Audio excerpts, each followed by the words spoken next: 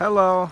So I'm here at Minnehaha Creek, and you can't really see it because it's really overgrown here, but this stretch goes really straight for a pretty far ways, for quite a few miles.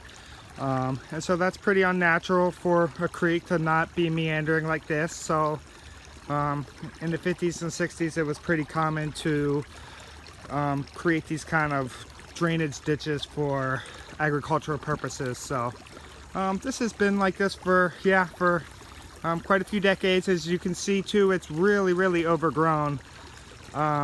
So as far as restoration efforts, the first thing I can notice is definitely to clear out a lot of this overgrown brush. That would be the first thing that I would do. And then also it's kind of hard to see too because it's so overgrown, but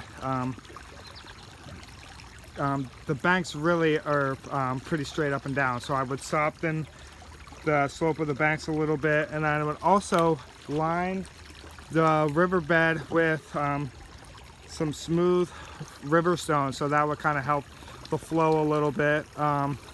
So one thing about meandering rivers or creeks is it kind of slows down the flow rate a little bit.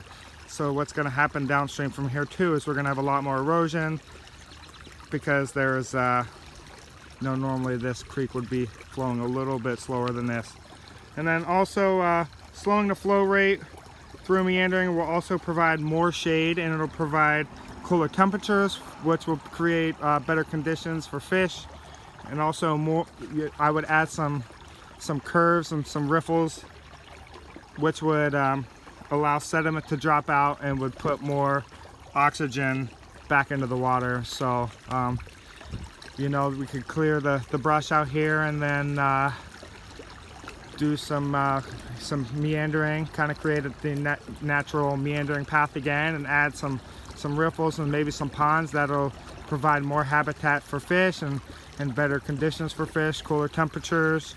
And it's kind of hard to see too, but it's also pretty muddy water, so that should help clear this water up a little bit, bring some more oxygen back into this environment, and provide better habitat conditions for fish. All right, thank you.